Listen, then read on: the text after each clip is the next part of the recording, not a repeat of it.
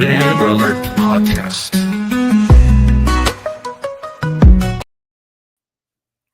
Welcome, episode 19, Amber Alert Podcast. I am your host, Amber Starkey. Let me make sure I am live on Instagram. Here we go. It is a great day to be alive, and I mean a great day. Happy Wednesday, hump day, wherever you are, whatever you're doing. God bless you. Have a great week. It has been, gosh, what a time to be alive. We knew 2020 was going to be a great year, but it's shaping up to be better than expected so far. Of course, if you're a liberal, you don't think so. You think your world is crumbling, everything is falling apart. Trump is going to, somehow kill you and your family. I don't know. If you're that concerned, why are you still in the United States? But we'll get into some of the things that are happening currently in the government, the new things that Trump has implemented, and the things that are going to affect money, that have affected money, that will affect money, and all that stuff. We are also going to get into a group of, I don't know if I'd call them people, kind of group of beings called the Pleiadians or Pleiadians, however you want to say it. I'm going to go with Pleiadians. What they are, what they're about, and then we're going to talk about what the Bible says about angels, and how they interact with humans sometimes, and what goes on when they're here on Earth. So first we're going to go through the news, and then we'll get to all that other stuff. So let's get started. Okay, breaking. Rand Paul calls for an audit of Fort Knox to ensure that the 4,580 tons of U.S. gold are present. Good thing to check, because if you remember back in the FDR days, how they made everybody, they basically said that if you're a citizen, you're not allowed to own your own gold. You have to bring it to a bank. And so they took everybody's gold and then never gave it back. So good thing to check, because our government has clearly shown that it cannot handle money and has no business touching money that we earn. Okay. Piers Morgan, once a strong proponent of mRNA vaccines, now claims a top cancer expert warned him that Pfizer and Moderna shots have triggered a whirlwind of cancers. Again, another conspiracy theory that is now becoming common knowledge. And you have even your classic liberals like Piers Morgan, who are waking up to it, because evidence speaks for itself, and you can try to smother it as long as you can. But again, as soon as free speech is restored, which thanks to Elon Musk, we do have, he's a big part of it, at least, you can't suppress it anymore, because people will tell their story, and people have hospital visits and operations and things to back it up. So you can only lie for so long. But this is the thing that everybody said when they first started to roll out these vaccines. Listen, there is no research to back this up. They created it like that, or developed it very quickly. You are a lab rat if you take this thing, because we're learning about it in real time. And yet everybody, driven by fear, thanks to the media, rushed to go get it. And now there are consequences for that. And I hope that, people that took it are okay. But unfortunately, a lot of people are not. So that's why you don't just think, you know what I mean? Okay. Mike Tyson wins the night at Mar-a-Lago with his latest MF mega Trump hat. There it says elect that MF. Re-elect that MFer. What a time to be alive. Like, I know that Mike Tyson likes Trump, but it's just funny to see such a thing. Like, looking at Mike Tyson now compared to who he was when he was fighting, and you would have to understand the dynamic, like what Trump is to this country. For Mike Tyson to be sitting there wearing that hat is just hilarious. It's a great time to be alive. Okay, moving on. DOGE claims 4.7 trillion of taxpayer money went into government black hole and is untraceable. Yeah. Again, no surprise.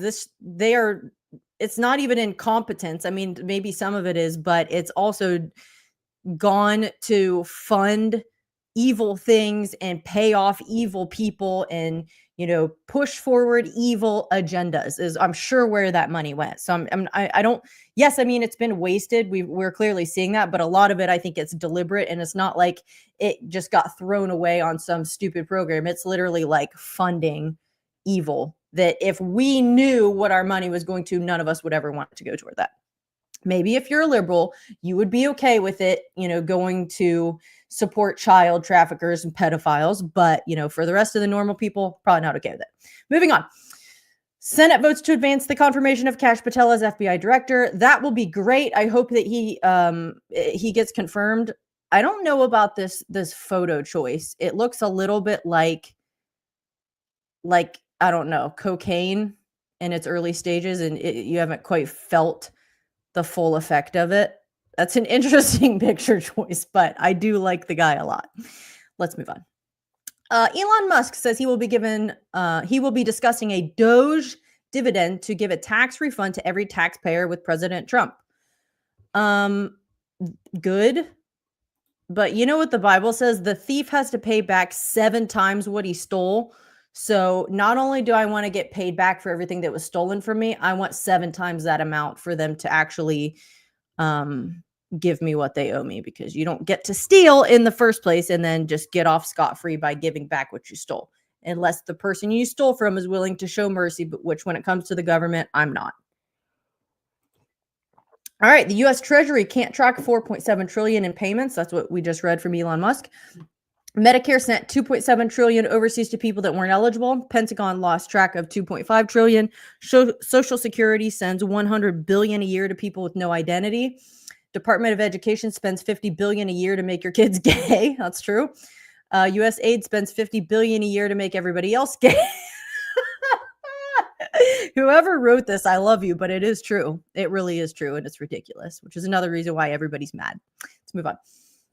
It's okay, buddy. DOGE isn't accessing your $23 bank account. Yeah. So apparently that has to be said to people, because I've been seeing, because this is what liberals do. No matter how good the things are that you're doing, if you're conservative, they can't give credit where credit is due.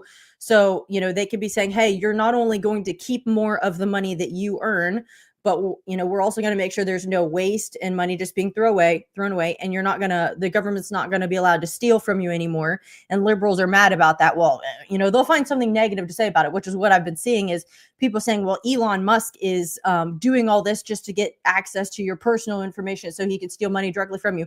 He's like the richest guy in the world. I don't think he needs money from somebody working a 9 to 5. Okay.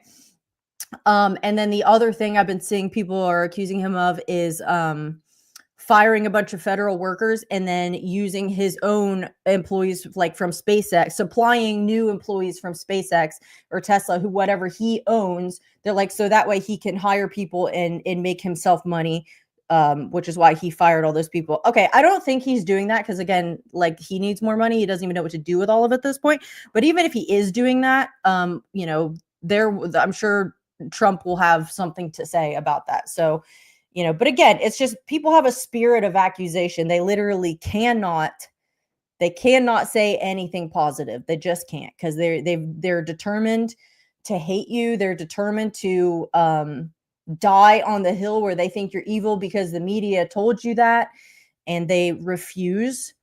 Again, when it comes to having to change your position on something because new information comes to light and you find out you were wrong, people can't do it, or they won't do it. Their pride will literally kill them, or they just don't have the stones, I guess, to be able to change. I don't know if it's insecurity or what, but it'll make sure that you stay dumb the rest of your life. Okay, moving on. Democrats change the name of our military bases, change the name of our sports teams, change syrup bottles and pancakes. Yeah, bring back Aunt Jemima, okay? Everybody loved her. It's racist that they took her away in the first place. How disrespectful. I know she has family around. Why would you do that? Okay, so change statues, change genders, change pronouns. Also Democrats. You can't change it to the Gulf of America. Isn't it amazing how many liberals care about the name of a body of water all of a sudden? No one has ever cared about that body of water until Trump decided to change the name of it. And now everybody's up in arms about it, which is like, literally, people were posting, it was going around on social media to go leave a Google review, like on Google Maps, go search for Gulf of America and then leave like a bad review or report it or something to try to, I guess, teach Google a lesson for changing it on Google Maps. Get a life. Why do you care? It's a body of water. Why do you care? Why does that matter? Isn't it between like North and South America, the continents, right? So doesn't it make more sense to be Gulf of America, considering that there are two continents there rather than one country, Mexico? Get over yourselves. Jeez. All right, that's over a third of the national debt right there, and it's only been 3 weeks. This is all blatant fraud, and liberals are defending this. Like I just said, nobody voted for Elon and DOGE. The F I didn't. This is exactly what I voted for. Sorry for the language, guys, but I want my effing money back. I want to see some effing perps walk. I want to make sure this never happens again. Yeah, again, sorry for the language, but I agree that is, I think, how everybody feels. So moving on. Senator Kennedy, Democrats haven't asked me for advice, but if they did, I'd tell them, look, you just got to try harder not to suck. The party is controlled right now by people who majored in online activism with a minor and puberty blockers. What a G. That's hilarious. But he's right. He is right. And I'm so glad to see some conservatives now have the stones to say some things that have needed to be said for a very long time. So that's encouraging. Okay, another issue with planes. So Japan Airlines plane hits Delta Airlines jet while taxiing at the Seattle airport. I think that's a different one than the other one that happened at the Seattle airport. I could be wrong. This one I know is definitely new. A scary incident on Delta Airlines. A plane crashed and flipped upside down after that got cut off. I have the video in case you guys haven't seen it, and I will show it to you. Let me pull it up. Yikes. This would be terrifying. Oh no, don't tell me this is frozen. I'm going to freak out. You guys, I think my computer just froze. Shoot. That's not good. Uh-oh, did it unfreeze? I don't know what that's doing there. Sorry. Okay, we unfroze. I'm going to try it again. Hopefully it's not going to give me another problem. Oh. Hold on. It went away, but I will pull it back up. Not having... It's playing an ad, of course. See, I had all of this ready to go so that there wouldn't be an ad playing. And then since it decided to freeze, now I have a problem. But I believe that this should be fine.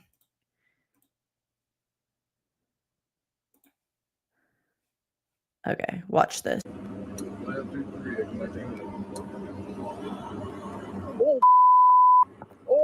My goodness. Can you imagine being on that plane? Yikes. How do these things keep happening? Is it because we have female pilots now? Come on. Don't take it. No. Holy 80 people on board. Holy So only a few injuries. I believe so far everyone is still alive. Oh, are they saying it was because of weather, snowfall?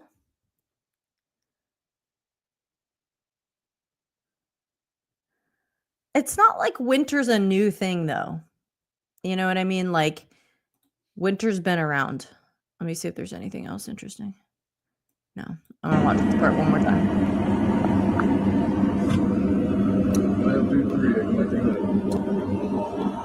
Good Lord. Oh. Yikes. Oh, no. Oh, that's... Everything, drop it. This is like... I'm going to exit out of this. This is like for people that are afraid to fly. This is like confirming every fear they've ever had. And now they're going to be all the more paranoid to get on a plane for people that were already afraid. I don't know what's going on. Obviously, planes made by Boeing have had their issues. And then the thing is, too, when you have DEI hires, I don't know if it's pilot error, or I don't want to like blame it on that if I don't know. But I will say this, women already can't drive cars. So what in the world are you doing trying to fly a plane? Like literally go into any other career field. All right, let's move on. Global cooling. Temperatures expected to fall to a record 50 degrees below average. Wow. Brace for deadly winter storms. You know, where is Al Gore in your global warming when you need him? What does he have to say? Is he alive anymore? Okay, CBS News is now warning that a bird flu pandemic could be on the horizon. The U.S. Department of Agriculture has granted conditional approval for a bird flu vaccine for chickens. CBS explains that bird flu is already affecting mammals and humans can contract it through close contact with infected animals. CBS warns that simultaneous infection with human and bird flu could create a hybrid strain, triggering a pandemic. Is anyone trusting the science? No, because here we go, an intentional pandemic all over again. And I don't know, again, unless you're a liberal and you're still wearing a mask of your own volition for no reason, everybody else has enough common sense to not fall for that again. And I guarantee well, you don't even have the people in place anymore to try to force such a thing, I don't think. Dr. Fauci's out. You know, a lot of the other people that were trying to push the whole COVID thing are out or on their way out. So I don't think anybody else would be stupid enough to try that again. And even if they did, I think again, look at the results of the election. The American people have seen through the crap, right? They've seen through it, and I don't think that would work. You can try to issue stay-at-home orders or whatever you want, but people are going to be like, yeah, like I care what the government has to say. So, am I worried about that? No. Now, the only thing is it could affect the food supply maybe if they euthanize a bunch of chickens or whatever. And of course, egg prices are going to continue to rise if they get away with that, and then chicken would be hard to come by. But that's about all I'd be worried about. Moving on. Hollywood elitist Jennifer Garner uploaded a video of herself reading a book titled Secret Pizza Party to Children at a Save the Children event, an NGO under investigation for child sex trafficking. The book, Secret Pizza Party, encourages children to keep secrets. The FBI has confirmed that pizza is a pedophile code. Do you guys remember when we talked about Pizzagate and Comet Ping Pong, that weird restaurant in DC, and the Podesta and the Clinton emails about pizza and all the code words for pedophiles that have to do with food?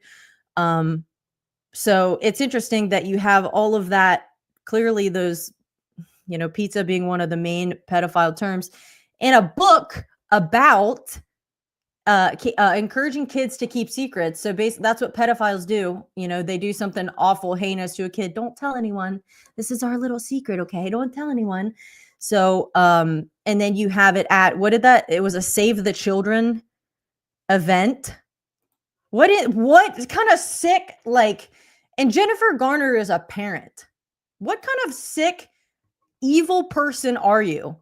It really is. It is hard. Sometimes it's hard to be a Christian because you wish that you could actually be violent. You know what I mean? Because you want to see justice served when people are evil and they have it coming. I don't have words I'm allowed to use to describe her or that entire situation. Who wrote the book? What kind of sick freak wrote the book? Why don't you check that person's computer, their hard drive, and Jennifer's while you're at it? Disgusting. Okay. The COVID vaccine is facing a ban for all Americans. And a radical U-turn by Trump team, like we said, look at the adverse effects. And just why in the world would anyone be given that anymore at this point? Secretary of Treasury Scott Bessent, I don't know, confirms the penny will soon stop being produced. It costs about 3 cents to make 1 cent, even in Washington. That math doesn't work. That's interesting. So now it's funny because pennies have just been discarded. Like, how many times have you walked by a penny on the street and not bothered to pick it up? I wonder how that will, if that will affect any other coins, or if it's just pennies because it's literally more expensive to make them than what they're worth. Interesting though, too, with we talked about gold, doing an audit to make sure that all the gold is there. I saw that gold prices already spiked once. So if you don't have any gold, it might be a good time. Well, it probably already was a good time to get some gold, but it couldn't hurt to get some now, even with again, some of the stuff up in the air about currency and everything, especially as they've talked about wanting to do away with the US dollar, and all that stuff. So Gold, I would say, would be a good idea to have some. Okay, Elon Musk says DOGE's goal is to cut the deficit by $1 trillion. Our goal is to try to get $1 trillion out of the deficit, and if the deficit is not put under control, America will go bankrupt. I'm happy with what Elon Musk is doing. I really am. He could have just been like chilling on a yacht doing nothing, but here he is actually helping America. May the belt be with you. Trump hater Mark Hamill. Pants dropped to his knees while presenting awards at the whatever BAFTAs is. Probably some awards show nobody watches anymore because everybody hates Hollywood. What a loser. Your pants fell down. What an idiot. That guy. Yeah. And again, nothing nice I'm allowed to say. Vivek Ramaswamy has reportedly filed paperwork with the Secretary of State to run for governor of Ohio. I wish I could just wholeheartedly throw my support behind Vivek, but I just can't quite do it because I've heard from multiple people that I would say I trust that he's got ties to Soros or that he's a globalist. So I just like the stuff he says oftentimes looks good on paper, or at least a number of the things he said and some of the things he's done, but it's like I can't quite go there. Like Trump I could, Vance I could. He's one of those ones I just can't quite do it. Although he may be better for Ohio than Mike DeWine has been, because I think whether you're a Republican or a Democrat, everybody can be united and agree that they hate Mike DeWine, I think. Let's move on. All right, Rodney Howard Brown, what a G. He said, when I heard Soros was buying up over 200 radio stations, this one popped up for sale. I thought he is not getting this one, so we bought it. It's 74 years old, a Spanish station, and it will now be a dual English Spanish station. It's a Genesis 680 radio. Way to go, Rodney Howard Brown. Thanks for doing that. He's like single-handedly done more to like out George Soros than like anybody. I love him. Okay, enough is enough. Hamas killed 45 Americans on October 7th and executed an American with a shot to the head after. How dare you? Now we've learned the B-Boss children, ages 9 months and 4 years, have been killed as well. What? How dare you? Let all hell break loose. Yeah, literally, I would show no mercy at that point. I would drop bombs. I would turn that area into a giant pothole. I would turn it into a crater. I don't think that was smart. You know who the president is now. That wasn't smart unless you want to get nuked or something. Let's move on. President Donald Trump just fired more than 200 employees from FEMA. I bet there are a lot more than 200 that need to go. I would wipe that entire organization or whatever they are, and maybe make a new one if in fact, but the thing is, because obviously they've shown us that when there is a disaster and they're supposed to aid the American people, they don't do it, right? So I would probably gut the whole thing and maybe just get rid of it. And then if you need to have something in place for when there is a natural disaster and, you know, Americans need help, just make a new one and actually have somebody audit it and keep track of money, because clearly FEMA is a dumpster fire, and that's putting it lightly. Kamala Harris has signed with the Hollywood talent agency CAA just weeks after Biden did. This is the same one that Obama is signed with. I'm starting to think it's not actually a talent agency, and it's probably a money laundering scheme. Just a guess. House Oversight Committee. Hold on. If it is a talent agency, what is she going to do? We already talked about Biden. He could play a cadaver very well, actually. What could she do? She could play an alcoholic because she wouldn't have to act. She could just be herself. Let's move on. House Oversight Committee has uncovered that $241 million in taxpayer funds were used to study transgender surgeries and treatments on animals, with Fauci authorizing 95% of these experiments, according to Rep. Eli Crane. Transgender surgeries and treatments on animals. $241 million in taxpayer funds. Guys, are you enraged yet? Because if you're not, I don't know. If you're not mad yet, I don't know what else needs to come out that would actually make you mad. Look at the waste that's been done with money you earned, spent time away from home, time away from your family, time away from not able to take a vacation, or, missing birthday parties, whatever, all kinds of things, lack of sleep, putting your health at risk to make ends meet, to earn money, to support yourself, your family.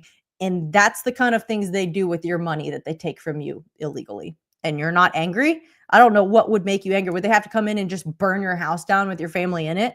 At what point would you finally hate the government and not trust them? What more do you need to see? If you're a liberal, I get like nothing will convince you because you have zero logic. You can't think. You are all emotion. You can't be rational for anything. So you're a lost cause unless you decide to wake up. But for anyone that's been teetering the line, I don't know if I'm mad yet. I don't know what else to show you that would actually make you see you can't trust the government. And this is why the government should be small. It should be very limited, because you are supposed to work for me, not you steal from me and get away with it. That is some crap. Let's move on. Fox News admits that the next step is major refunds for American taxpayers as DOGE uncovers massive fraud and waste, money that was sent where it never should have gone. They admit it's time to return every single penny, give that back to the American people, and watch the economy explode. Yeah, again, give it back and then pay me 7 times what you stole. Cynthia Erivo, however you say that, is set to play Jesus Christ in Jesus Christ Superstar at the Hollywood Bowl this summer. I'm sure that's not going to be blasphemous at all. I'm sure that that's just going to be a nice, wholesome film that's biblically accurate and honors and glorifies God. Are you kidding me? It's interesting that they pick, first of all, a woman, and then they pick one that's like, I don't know what she is, like genderless or bi, some kind of gay. Good choice, guys. Great. I'm sure that I would love to know who's behind that film. That's just great. Again, why is it always Christianity that gets blasphemed? You never see a film, a skit, anything that is mocking Islam or Hinduism or Buddhism or whatever. It's always Christianity. It's always Jesus. Why is that? And they always get away with it too, because you're allowed to be to persecute people in a religious fashion as long as it's, you're persecuting Christians. That I find that interesting. A church in Dallas, Texas hosted a drag show where the drag queen threatened to kill anyone if they voted for Trump. That's great. The drag queen asked the audience if they believed in sacrifice. These people are sick. Okay. Yeah, that's not cool of the drag queen, but you know what's even worse is the church for having it there. So you're actually more to blame than that thing is. What are you... Give it time and they probably won't have a church before too long. We've already been seeing how many churches fall apart, how many ministries fall apart in the last year. And I'm sure you'll see more. Why? Because the Bible says that judgment must first take place in the house of the Lord. So he's going to purify his church leading up to the return of Christ. So you're going to see, churches that have problems, hidden sin or whatever, are probably going to fall. The good thing about it is it's good for us, the rest of the church who's going to stay put, to get the sin and things out. But also it should tell you that when that process is kind of complete, everybody who's left is probably solid. So just bear with us as we go through our purge. Why are some people saying Brigitte Macron is Emmanuel Macron's father? I believe that that's his wife. Why would people say that's his dad? I will say this, that person looks older than him, and it absolutely could pass for a guy that has tried to transition. We got another Mike Obama, except it's not just a big Mike Obama gay situation. This would be gay and incest. That's disgusting. I don't know why people are saying that. I might look into that a little more. That's gross. I want to watch a couple of videos. And the first one Actually, the first one, I'll do this one because this is the guy from Uganda that had this is the OG, why are you gay? That guy. From like 2012, that initial interview came out. And now he's just like on the internet, like being hilarious and everybody loves him. Like he doesn't even need to work. All you got to do is be known as the guy who did the why are you gay interview, and you should make money for the rest of your life by just existing. We need to protect him at all costs. He is a universal treasure. But listen to what he has to say here because it's great and I like him even more than I did. Dear folks, at the risk of being nuked or rattling my very good friends out there, I want to lend my full support to President Trump's first executive order. Period. You're either male or female. Let's now get back to sanity. Let's stop this woke culture. Let's help our kids out of it. Let's cancel people who've gone astray. Let's perform natural obligations. Could it be the end of this notorious question of why are you gay? Yes. Or who is gay? Who is gay? Anyhow, seriously speaking, let's follow common sense. Let's not defy nature. Cheers. I love him. So what's so funny about that, if you haven't seen, I know like most people on the internet have seen his original interview, but and again, it's from like 2012. But what was so funny about it is that he was dead serious. So he has this girl on who was like a transgender, and so he welcomes her to the show. He's like, "Thank you for coming." And then literally his first question right out of the gate is, "Why are you gay?" And then she's like, "Who says I'm gay?" He's like, "You are gay." And then like as the interview goes on, he's just like insisting that someone's gay because she was saying that she said, I, was assigned female at birth, but I'm living my life as a man. And he said, "Are you dating anyone?" And she's like, "Yeah, female." He's like, "So who's gay?" Like, he just would not let it go that like someone had to be gay.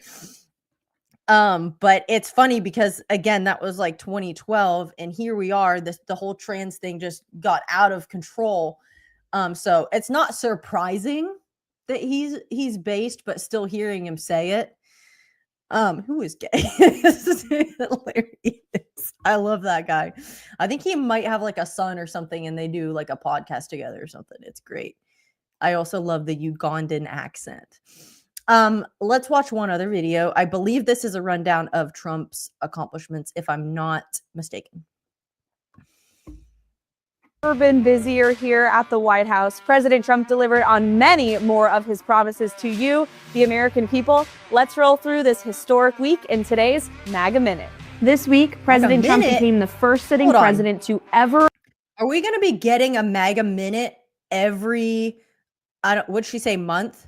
That's going to be awesome. I'm going to look forward to that if this is going to be a thing going forward. Attend a Super Bowl, declared February 9th Gulf of America Day. Let's go. Signed an executive order rolling back Biden's push to phase out plastic straws.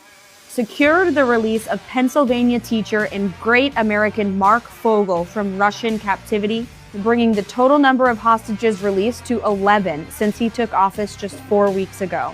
He implemented a 25% global tariff on steel and aluminum imports to protect our steel and aluminum industries from unfair foreign competition. He introduced the Fair and Reciprocal Tariff Plan to counter unfair trade practices by our foreign trading partners. He established the Make America Healthy Again Commission to fight chronic disease, ended COVID vaccine mandates in schools, and established the National Energy Dominance Council. We are going to drill, baby, drill. See you for next week's MAGA Minute. Oh, every week? So I don't have to wait a whole month. It'll be every week? I hope so. I hope that they actually do that every week. That'll be great.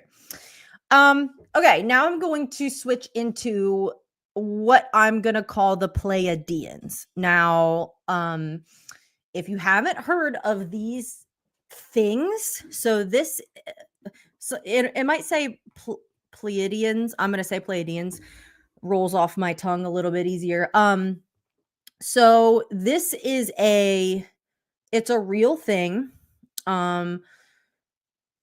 It's difficult I'm not going to say people, although I think there are people that believe they're a Pleiadian. I'm going to read about it because you've probably never heard of it. And if you have, I don't know what you think of it. So essentially this is, I believe it's a real thing, except it's a deception of the devil. Because the reason I say that is anytime you get into channeling spirits, doing meditation, seeking like a higher consciousness, any of that stuff, whether you know what to call it or not, you are dabbling in the occult. I know like any spiritualism, things like that, like Native Americans oftentimes will get into spiritualism and things. And if you were to ask them, you know, you're dabbling in the occult, this is satanic, they would probably not think so. But all of it leads back to the same place. It is a deception of the devil. You are opening yourself up definitely to demonic possession, at the very least oppression. But oftentimes when people get into this stuff, they actually allow something, give permission to something to come on the inside of them because they think they're deceived. They think that they're talking to some higher ascended being and they're getting, you know, information from them. They're being enlightened. They're expanding their consciousness. They're becoming, you know, higher and ascended, like these elder beings or whatever they are. That maybe at one point were on the earth and they're going to come back and they're going to usher us into the new millennium. So when I talk about that stuff, it's not, you know, for no reason. There is actually stuff out there, people dabbling in this, to, you know, so it's not just made up. It's not conjecture. It's just like, you know, this is what they're doing. And here's how I think it will tie into the coming great deception, because I believe it's all related to the whole UFO phenomena. It goes back to the breeding program, abductions and everything. I think it's all tied in, and it comes from the same place. It's Hell's Kitchen.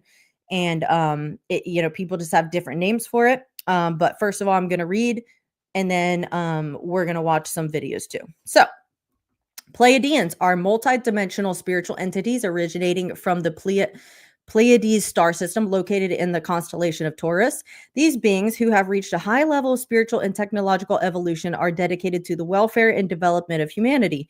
Their fundamental purpose is to guide human beings toward a deeper awakening of consciousness and universal harmony. See, again, you get into like Eastern mysticism and the occult, you're going to find the exact same things. With human-like appearance and Nordic characteristics, Pleiadians emanate a high energetic vibration and possess an innate connection to cosmic energy. This connection grants them access to knowledge in higher dimensions, allowing them to share wisdom and spiritual tools with humanity. They are known for their ability to heal and balance energies, acting as spirit guides and guardians of Earth. So notice knowledge, wisdom, ability to heal, balance energies, spirit guides, blah, blah, blah. And the funny thing about that is, remember in the Garden of Eden, what did the devil say to Eve to get her to entice her to eat the fruit of the tree she wasn't allowed to eat from? You'll be like God, knowing good from evil. So it's like he has no new tricks. He has no new ideas. From the beginning, let me deceive people to try to make them try to be like God on their own, ascend and be like him, right? And here you have these Pleiadians doing the exact same thing, is what they're promising to you. I read the next one. These beings communicate with humans through telepathy, dreams, meditation, and other forms of subtle communication. They frequently seek to establish contact with those who are willing to receive their guidance and who resonate with their spiritual mission. Pleiadians consider Earth a vital planet in the unfolding of the universe, and their goal is to facilitate the transition to an era of greater peace, love, and understanding by helping humanity discover its true potential. Notice how God is left out of all of this. Why would you need God when you can just do this? What they come to do on Earth. The work of the Pleiadians on Earth is to assist humanity in its journey of spiritual transformation. These multidimensional beings are dedicated to guiding humans toward a deeper awakening of consciousness, helping them to reconnect with their authentic essence and transcend the limitations that ego and duality impose. Through channelers and direct encounters, Pleiadians offer teachings and tools that facilitate this evolutionary process. Notice it says multi-dimensional, meaning can be here on Earth, but also can be other places. So keep that in mind. Likewise, Pleiadians are concerned with the well-being of Earth and all its inhabitants. Their goal is to foster greater balance and harmony in our world, encouraging people to live more consciously and sustainably. The messages they share often highlight the importance of connection with nature, unconditional love, and compassion for all living beings. By raising the collective vibration of humanity, Pleiadians argue that it is possible to create a more peaceful reality. Yeah, a bunch of crap, whatever. Moving on. Esoteric symbolism, Western Hermetism. I feel like I should know what that word is, but I don't. Based on the text attributed to Hermes. Okay, so Hermeticism, whatever. Hermes Trismegistus considers the Pleiades as a wellspring of knowledge and spiritual wisdom. In this tradition, it is held that the Pleiades function as an academy for the most evolved souls, where those who seek the truth can access higher levels of consciousness and understanding. So notice kind of a theme where it said it's available to those who basically open themselves up to it.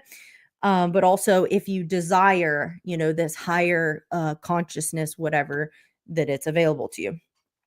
The Pleiades are also associated with electrical energy and spiritual enlightenment. Hold on. Electrical energy. What did we talk about when we talked about crop circles?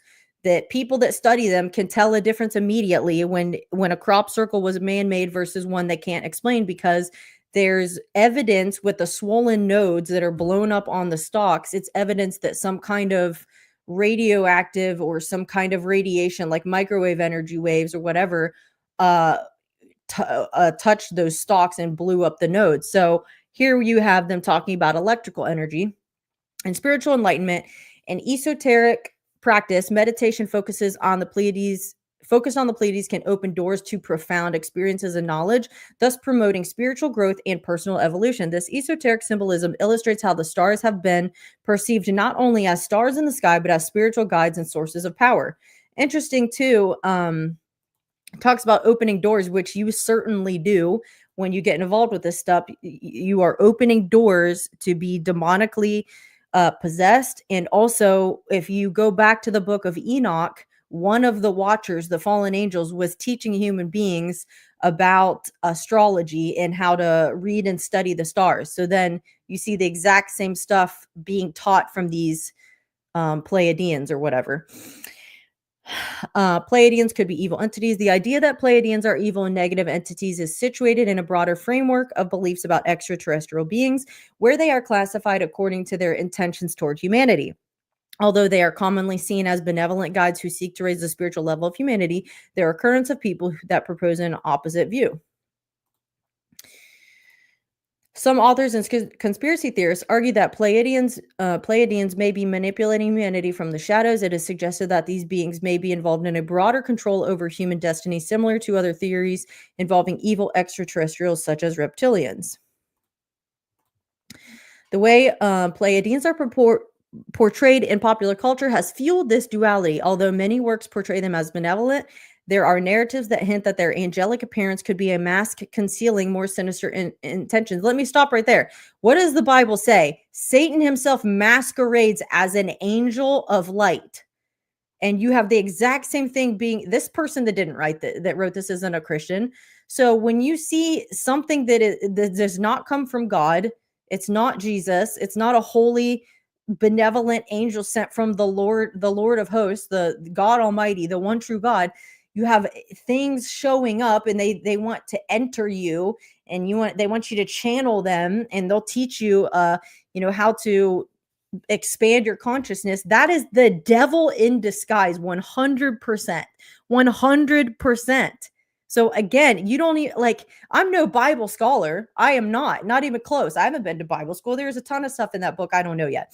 But when it says that, clear as day, Satan himself masquerades as an angel of light, and then you have this being, whatever, that wants to be inside you and teach you things, and it's showing up as some kind of figure of light or whatever. Wake up! What do you think is going on?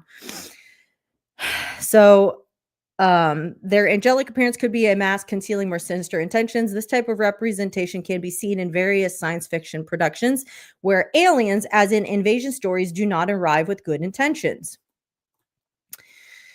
In researching the alleged Pleiadian race, there is growing skepticism and theories suggesting that they may be diabolical beings. This duality reflects a tension between hope and fear of the unknown of the universe.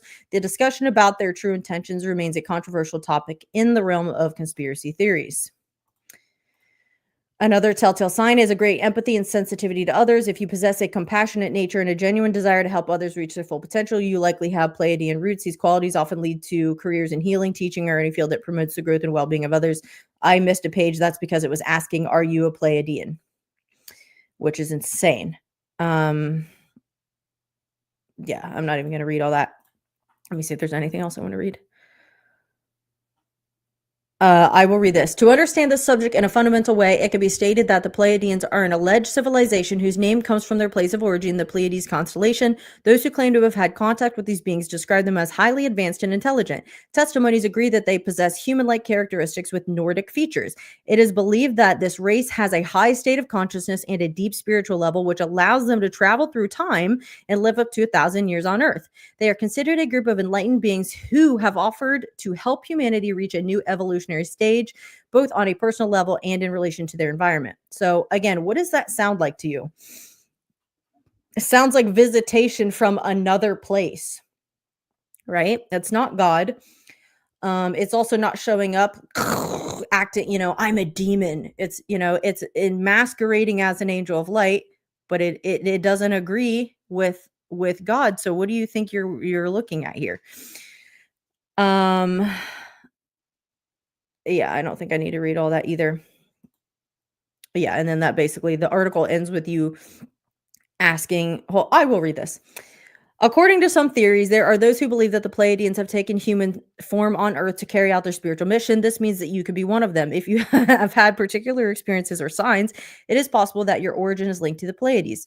One of the most common signs is an intense attraction to the Pleiades, as well as a deep interest in spirituality and personal development. If you feel an intuitive connection to these beings and the impression of having lived in the Pleiades in other lifetimes, you could be a Pleiadian. So there are absolutely people on Earth that believe they are one of these things. And the reason why is because they've either channeled spirits that were supposedly from the Pleiades, and they were these enlightened angelic beings, and they have convinced them, you are one of us, but we need you on Earth to recruit other people or to do whatever purpose it is we need you on Earth. But there's also people that call themselves a star child. There's Marina Sarin, who L.A. Marzulli actually interviewed her, and she was the one that she's been taken, but she's gone of her own volition multiple times. She said she's gotten pregnant and she's had children that were then taken, and she said, I know my kids are there. Same thing that happened to Karen Wilkinson, but the difference is Marina is not a Christian, so she doesn't see it the way Karen does. Karen is a Christian, and she knows that these are demonic beings, and what was done to me was awful, and this is cooked up in Hell's Kitchen, and the devil is, I think he's breeding an army of evil little hybrids, and he's using humanity to do it. Marina, because she's not a Christian and she doesn't have a biblical worldview, she doesn't see it that way. And Marzulli even asked her in the interview, he said, how do you know these things are good and not evil? Because she believes that. What is your litmus test? And she really didn't have an answer for that. She basically was just like, well, I don't feel threatened or whatever. So there's no answer for it. But there are absolutely people here on Earth that dabble in this and are part of whatever this mass deception is that's been ongoing, and I'm sure will only ramp up. There's also, I don't know if I'm saying this right, people that call themselves Octurians, and it's very, I think, similar to what the Pleiadians are. They are, again, they believe they're from another planet or part of the, I don't know, galaxy or universe from somewhere, and that they're also these higher ascended beings. So I don't know if they're in agreement with the Pleiadians or if they're rivals. I don't know how all that works. But anyway, I will read a few more things, but first I want us to watch some videos. together. So let me pull these up.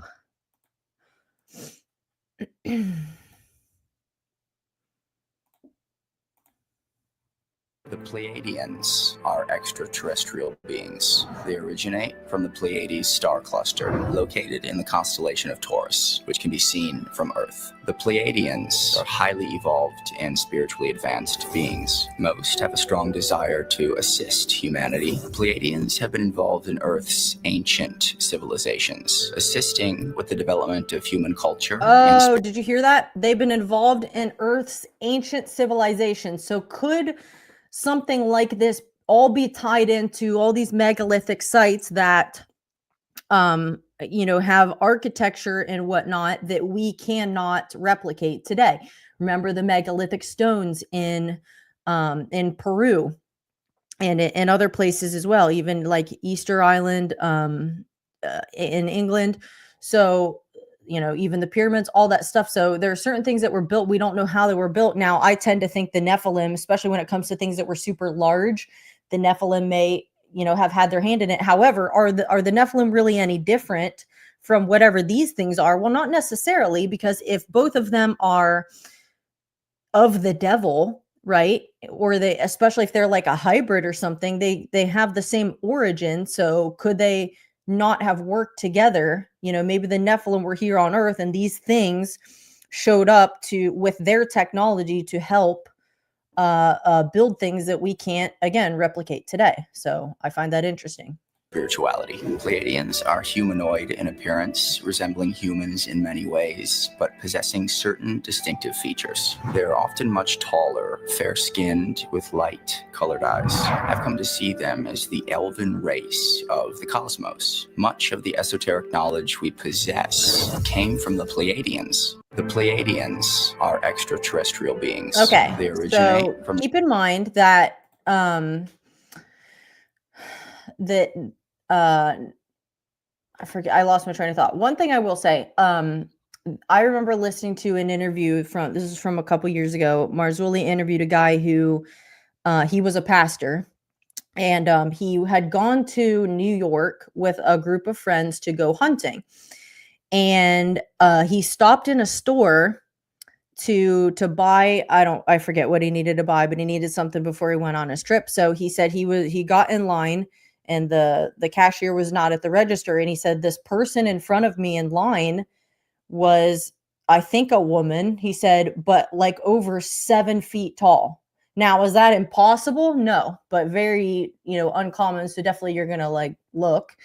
Even if I see a guy that tall, I'm going to look, but a female.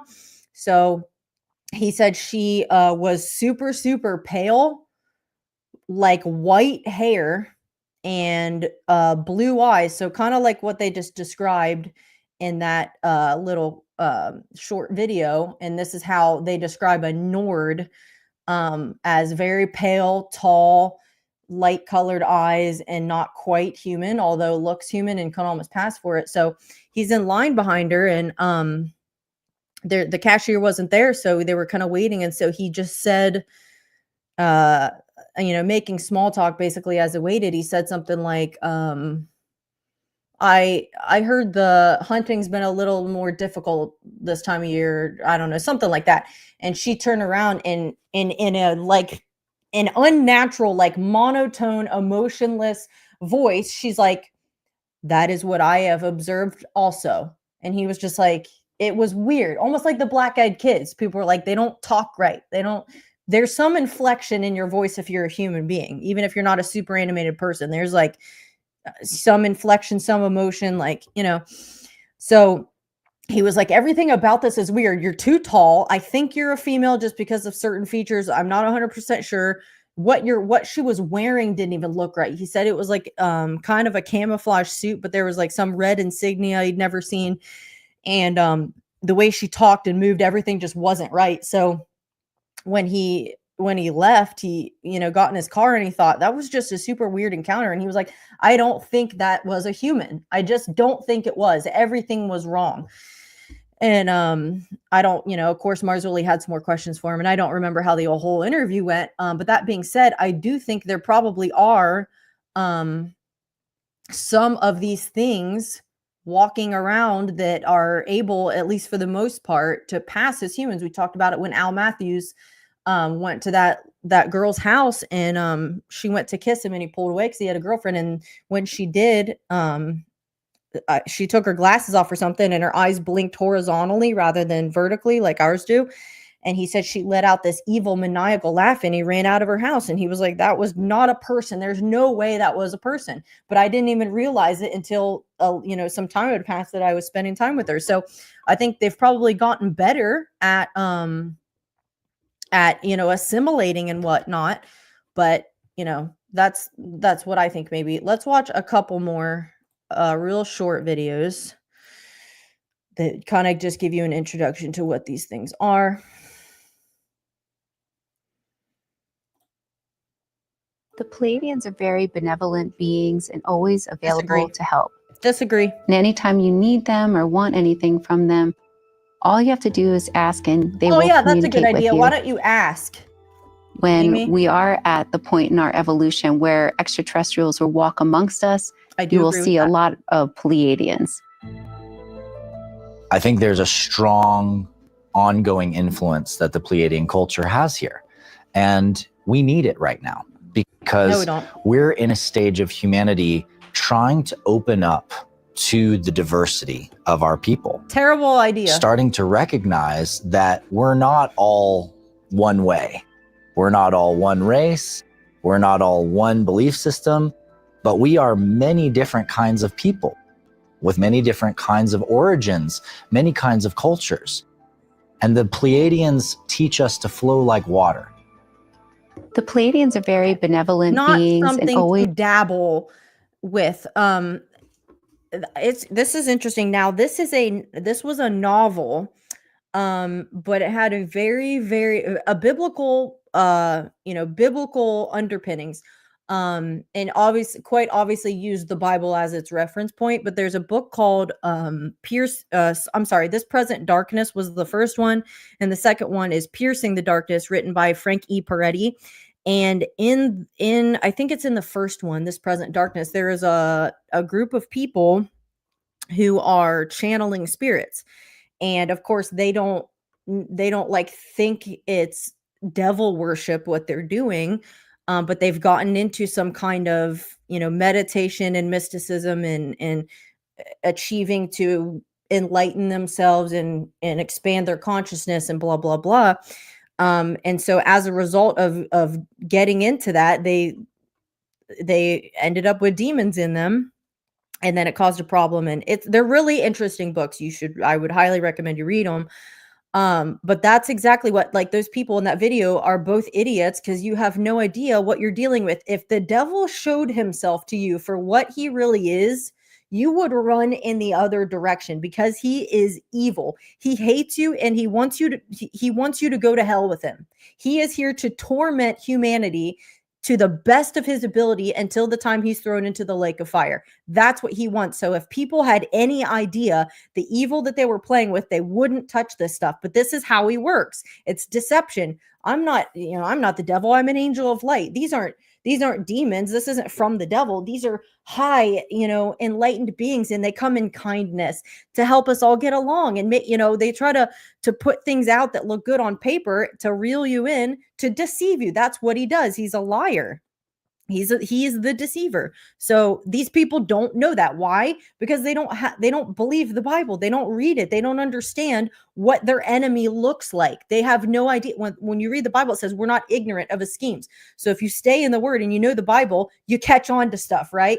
That doesn't look right. That doesn't sit well with my spirit. I know God would never do that. So that's got to be the devil, right?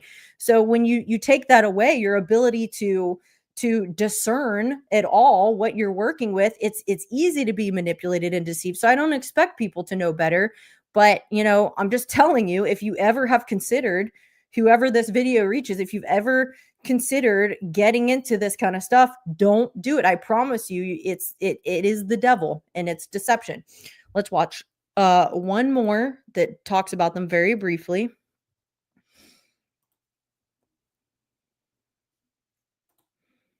What is actually a Pleiadian starseed? A Pleiadian starseed is a soul whose origin is from the Pleiadian star system, right next to the Orion's belt. Just like with other starseed races, Pleiadian starseeds are old, highly evolved souls who have come to Earth to help transition humanity from 3D to 5D, also called the New Earth. Did you hear that? Hold on. Multidimensional beings. Transition you from 3D to 5D.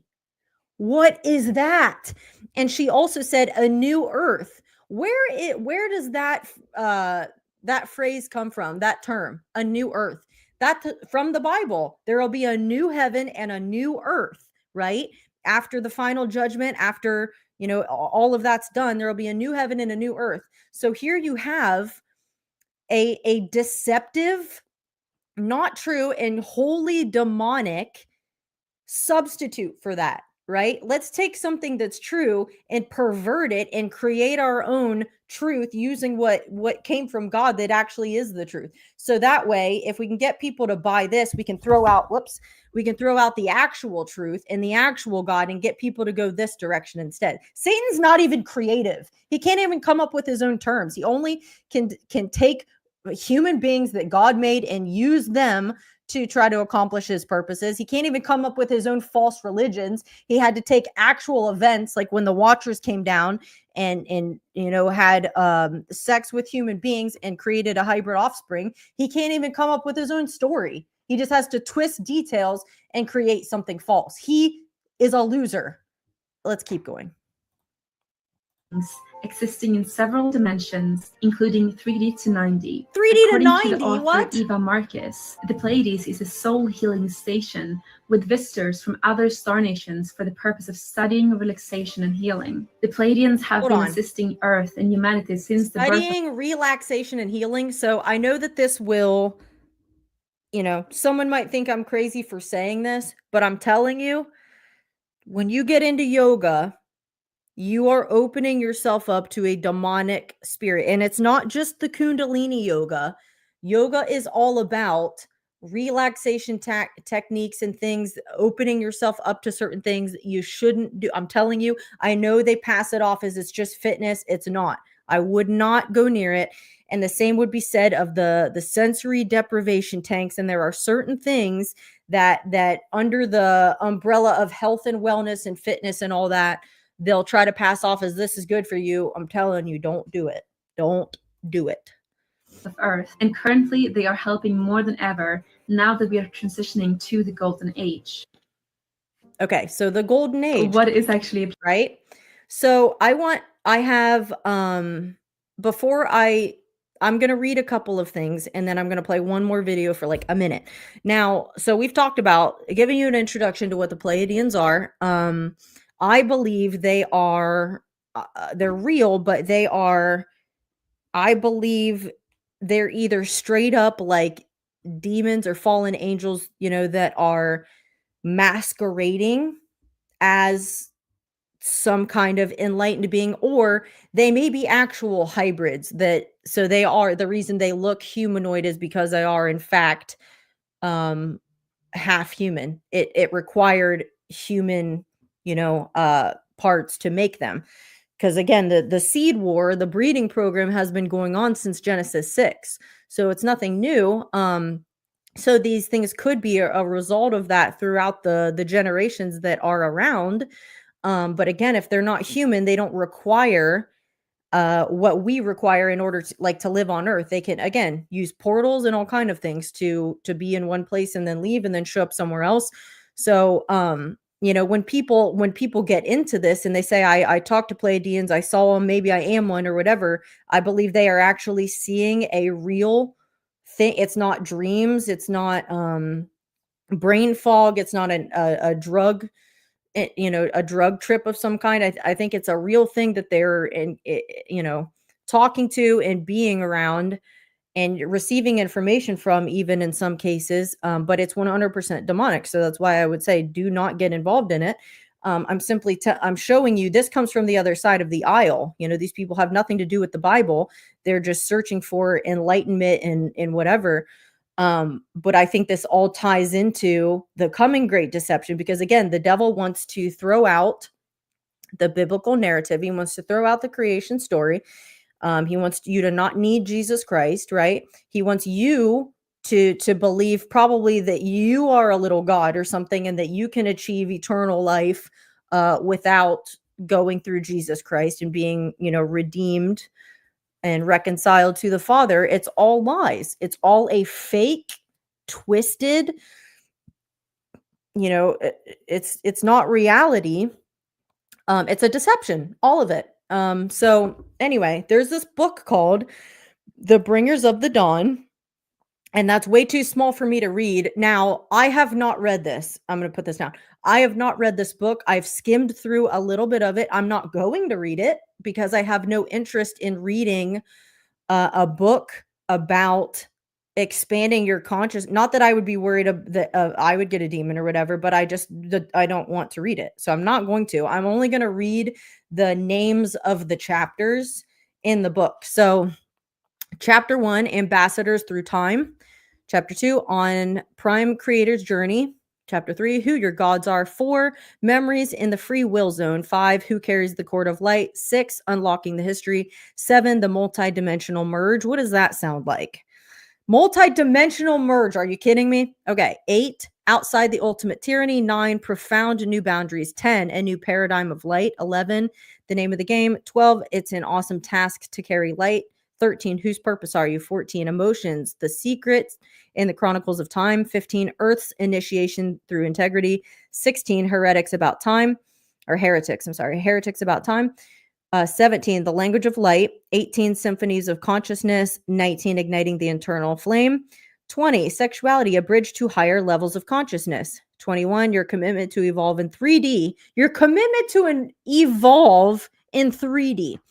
22, The Galactic Tidal Wave of Light. So those are just, you can tell what the book is kind of about by the name of the chapters. But one that I want to read just a few paragraphs of it, because I want you guys to see something that's in this book. Because if you've watched this podcast, you've heard me talk about, not only the coming great deception, but I've talked about CRISPR, which is technology we have that alters DNA. It's basically, you can cut and then you can basically paste a DNA that you've copied from elsewhere. So you can manipulate human DNA, which is what I think is perhaps whatever these things are that have abducted people and put an implant in them.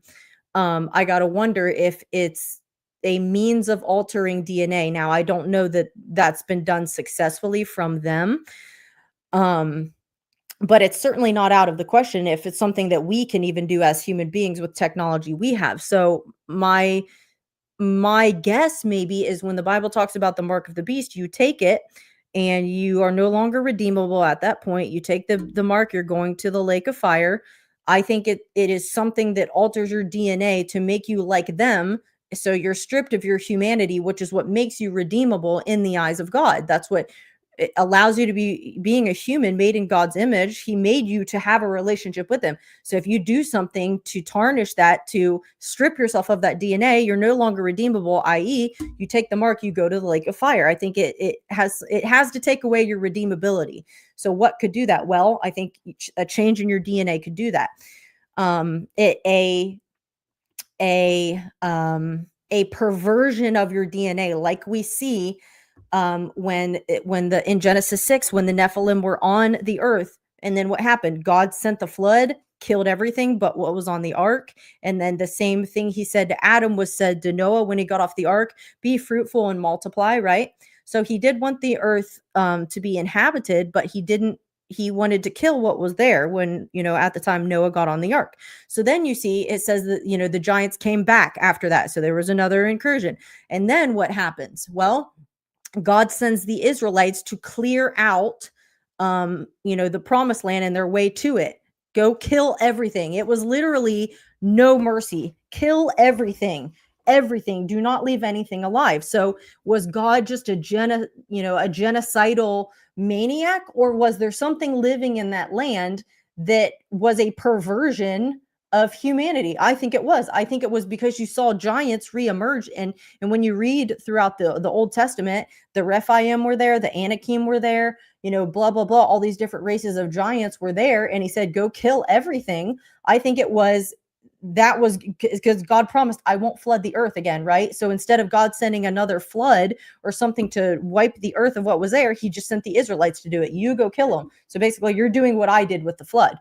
To kill the things that are there that are not human, and they are not made in my image, and I don't want them corrupting the DNA, right? So I think that's what we're looking at. You can't be redeemed if you're not a human being. You may look like one if you're some kind of sick demonic hybrid, but you can't go to heaven and be reconciled to the Father when you're not human. So I believe if you alter your DNA by taking something, that's what you're looking at. So, and again, DNA altering is being done on Earth with technology we have. So this is not a conspiracy theory. This is not a very out there, reach. It's real stuff that's going on. So let me pop this up. And you're not going to be able to read that, but I can, because I'm going to blow it up on my phone. And there's just a few paragraphs I want to read. So it says, certain entities took the existing species, which was indeed a glorious species, and retooled it for their own uses, their own needs. They disrupted the informational frequency inside human beings, changed the DNA, and gave you the double helix so that you could be kept in ignorance. Your frequency of accessibility was simply shut off so that you couldn't turn the dial of your own radio. These creator gods set out to alter the DNA inside the human body, which is the intelligence, the blueprint, the code. If a code does not have a place to operate within, it cannot fire itself into existence or express itself into existence. If you are locked up in a little tiny room and never given any place to grow, you can never express yourself. The last number of 1,000 years, your code has been forced to fit inside a very limited DNA. One of the most exciting aspects, I'm just going to get rid of this because I know you can't read it. One of the most exciting aspects about being on Earth right now is that there is a reordering or a retooling taking place in your DNA. Cosmic rays are coming onto the planet so that a change is being broadcasted and a reordering is taking place inside the body. The scattered DNA that holds the history and awareness of the living library is now lining up. Do you see why this is all tied together to me? Because this is from the book Bringers of the Dawn, which is all about the Pleiadians. We're just talking about altering DNA. The DNA is evolving. New helixes or strands are being formed as the light encode filaments are beginning to bundle themselves together. The scattered data is being pulled together in your body by electromagnetic energies from Prime Creator. We are here to watch this process in you, to assist you, and to evolve ourselves as well. Do you hear this? This is insane. As this rebuilding or reordering comes together, you will create a more evolved nervous system that will allow much more data to move itself into your consciousness. You will awaken many brain cells that have been lying dormant, and you will come into use of your full physical body rather than the small percentage that you've been functioning with. So that is only a tiny, tiny excerpt of a very long book full of a bunch of crap that's 100% demonic. So when I say altering the DNA, having a breeding program, hybrids, things like that, it's not conjecture.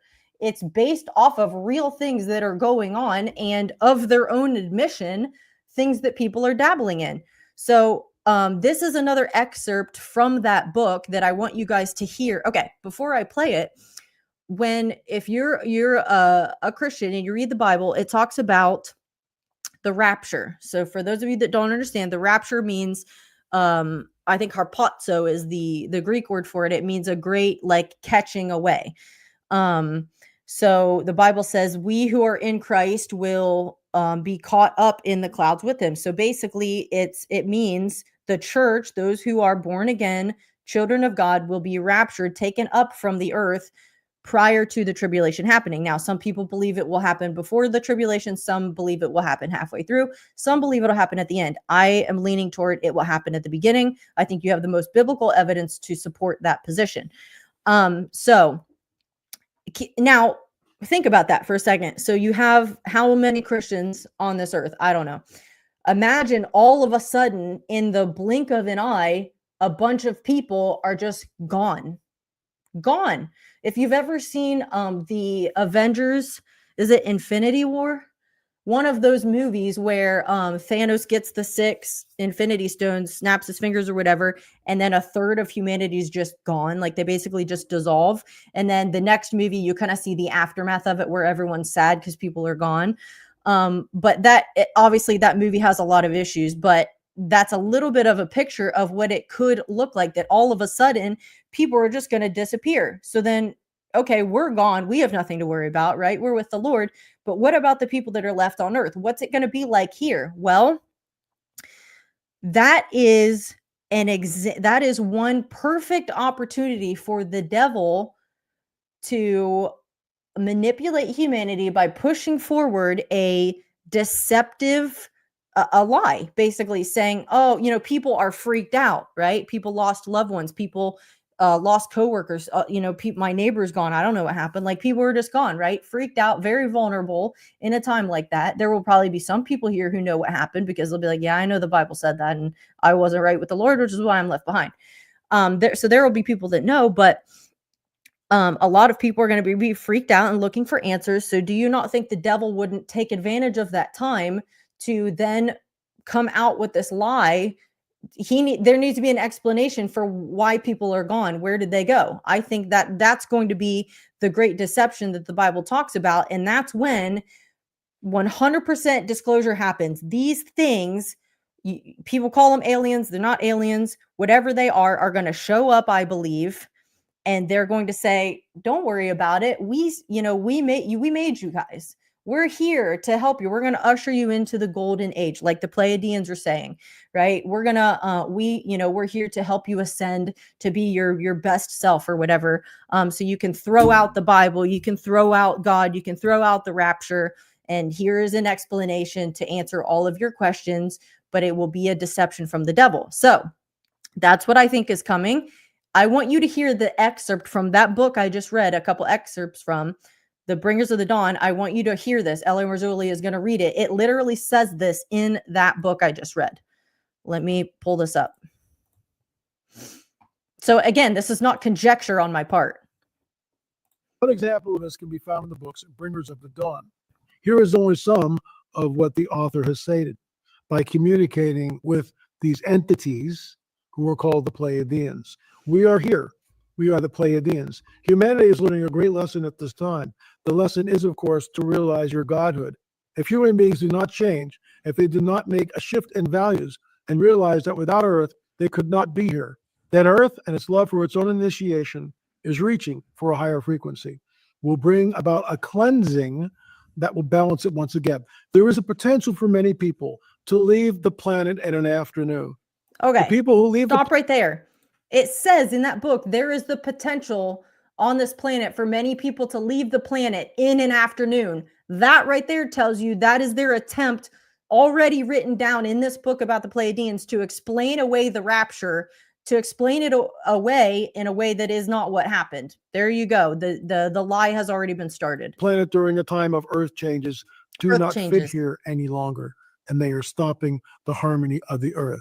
I want to thank Brad Myers for getting this tracked. It. So basically, we had to be taken away because we were disrupting the harmony. We weren't ready, to be ascended like everybody else. So basically, all the Christians, were keeping us from being able to move forward into the golden age.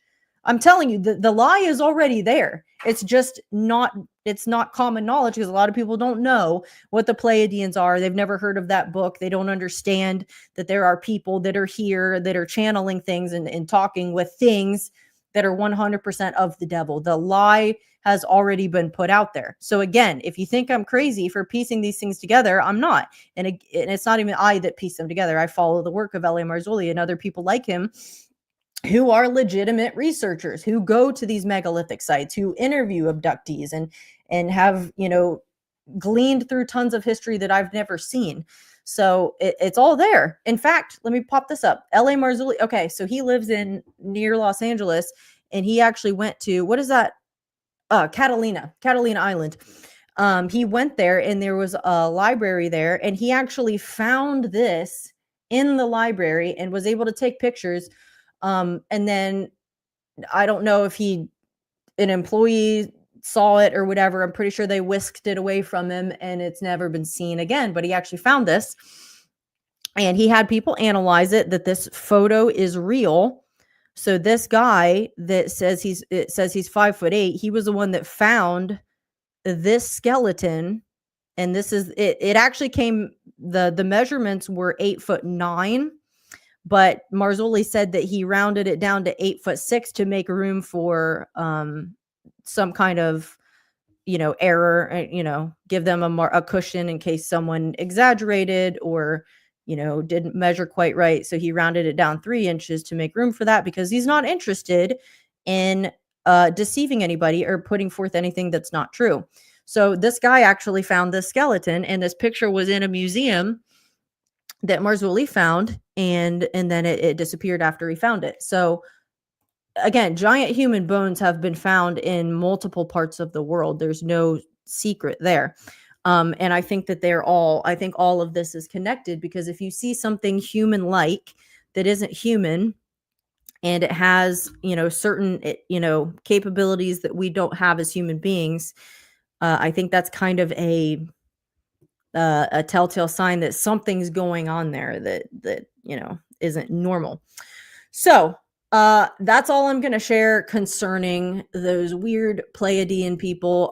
Again, I don't want to look into it too much, simply because I have no interest in learning about astral projection or meditation or expanding your consciousness. No thanks. I don't want to get into the occult, so I'm not going to read more about it, but that's just a brief introduction to let you know that that is a very real thing, and there are people that are into it, of course, not knowing exactly what they're into. Okay, so I want to go through some scriptures, and the reason why I want to go through these is because when you read the Bible, you see, obviously, there's plenty of talk about angels, but I want to show that there are plenty of instances where there's a physical element to the supernatural, because again, as a human being, we have a tendency to, I can see something, I can touch it, I smell it. So then to us, it's real, right? There's a physicality to it. And then spiritual things are a little bit kind of like, out there in the ether. I can't see it. So I guess like maybe, it's real or under certain circumstances.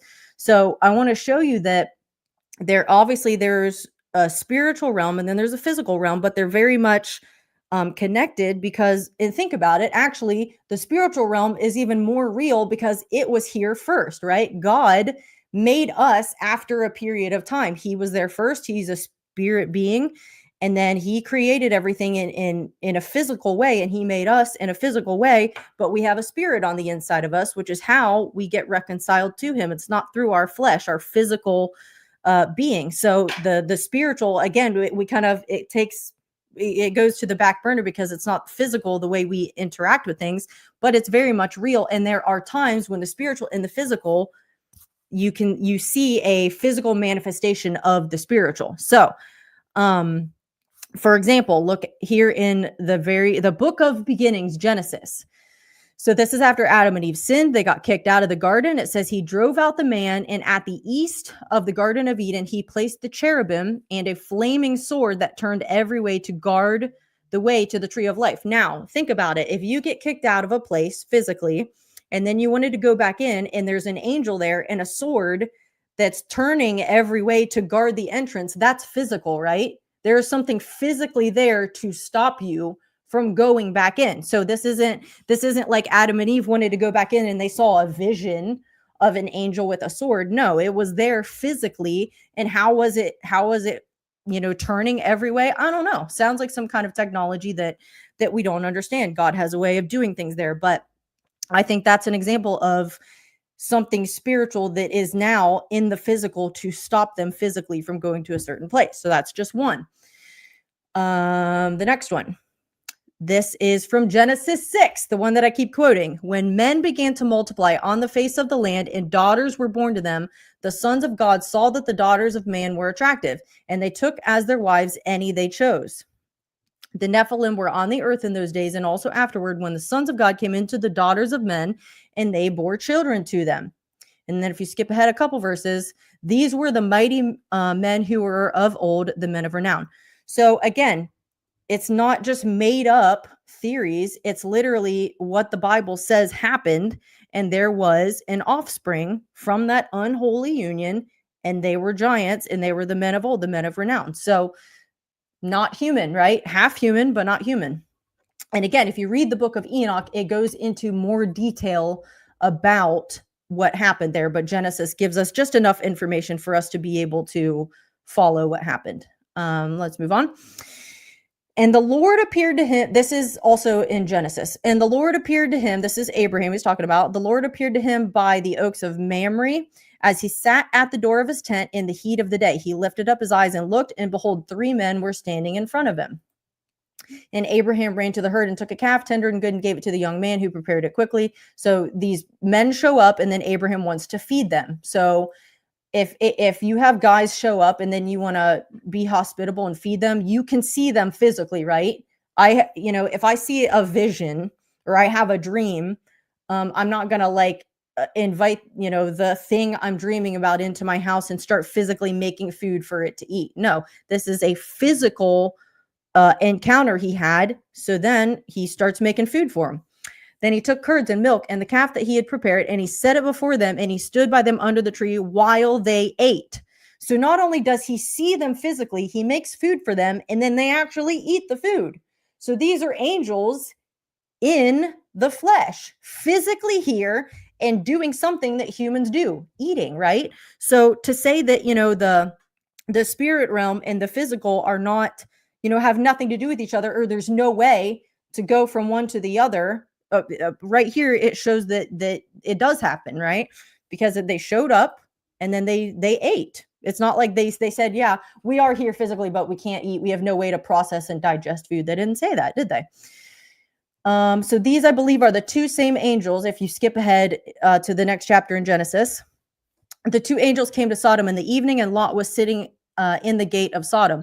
When Lot saw them, he rose to meet them and bowed himself with his face to the earth and said, "My lords, please turn aside to your servant's house and spend the night and wash your feet. Then you may rise up early and go on your way." So again, they're there physically. He's saying, stay at my house. So if you're an invisible, half invisible vision, you're not going to invite them into your house, but you're giving them a place to stay physically because they're there physically. And he said, wash your feet. So they probably had feet that got dirty because they had real feet, right? And they said, "No, we will spend the night in the town square." But he pressed them strongly, so they turned aside to him and entered his house. So they go into his house. And he made them a feast and baked unleavened bread, and they ate. So again, another example of them eating physical food. Skipping ahead, but before they lay down, the men of the city, the men of Sodom, both young and old, all the people to the last man surrounded the house. And they called to Lot, "Where are the men who came to you tonight? Bring them out to us that we may know them." Basically, that is a polite way of saying they wanted to have sex with them. Lot went out to the men at the entrance, shut the door after him, and said, "I beg you, my brothers, do not act so wickedly." So, sorry. So basically, I don't want to go into Joshua yet. So they're in his house physically, right? He feeds them. They eat physical food. And then the wicked men of the city show up and want to be with them in a very physical way. So again, this is not, some spirit being you can kind of half see, not see. This is here physically in our plane of existence, if you will, right? So this, again, is a picture just like when they showed up to Abraham, that they may reside in heaven or whatever, but they have the ability to come to earth in a complete physical form and even eat food and stuff. And it's interesting that the men in that city wanted to have sex with them. Why would that be a thing? Unless you trace it back to Genesis 6, it wouldn't be the first time that human beings and angels,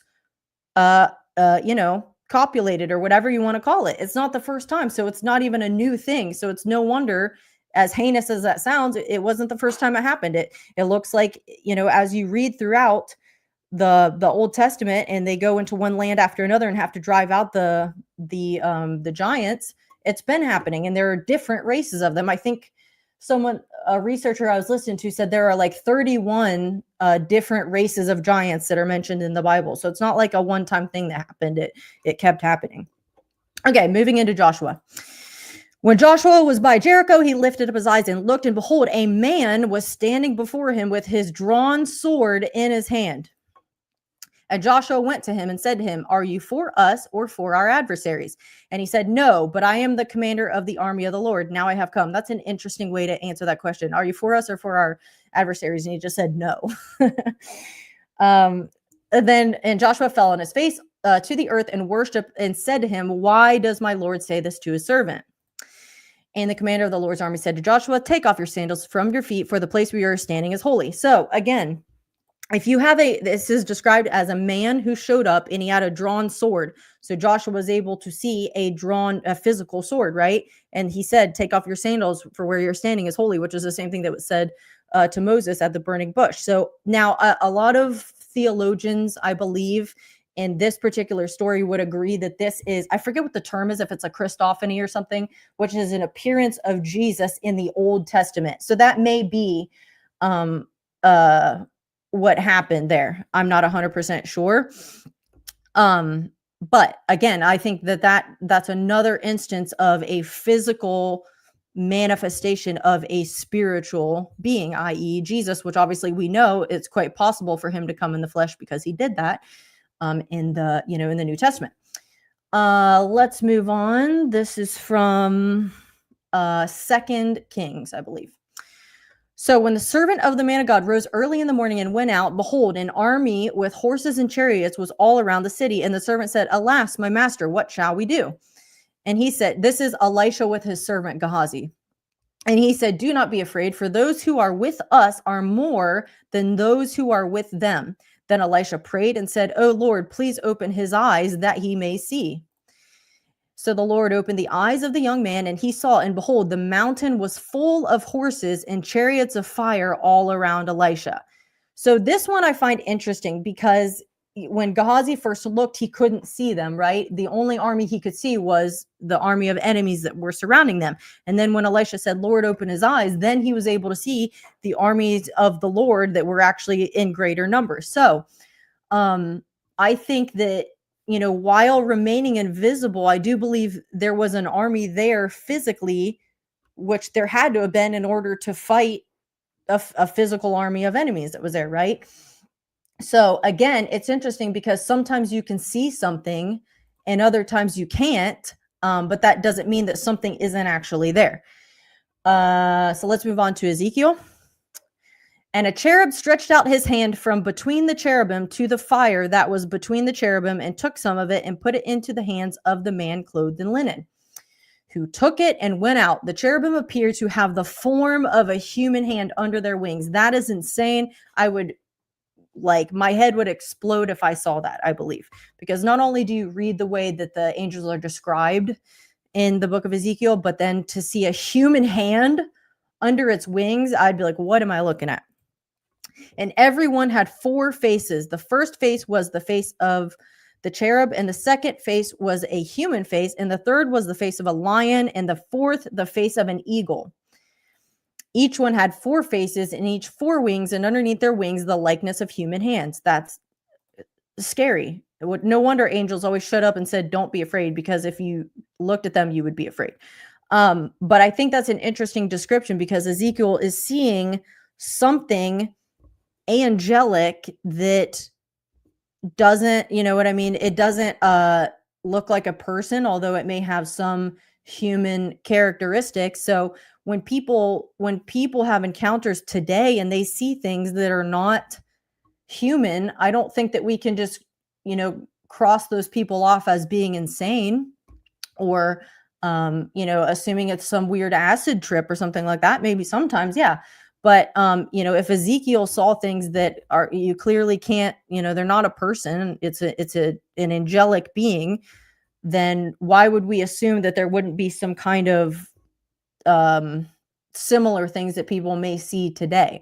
Again, if you allow the Bible to be your litmus test, then things that you encounter are either going to make sense according to the Bible or they're not, which is how I try to interpret the world around me. Can I find biblical evidence to support something like that? I can. Okay, then it's probably fine. Moving on so that was all Old Testament. Let's move on to the New Testament.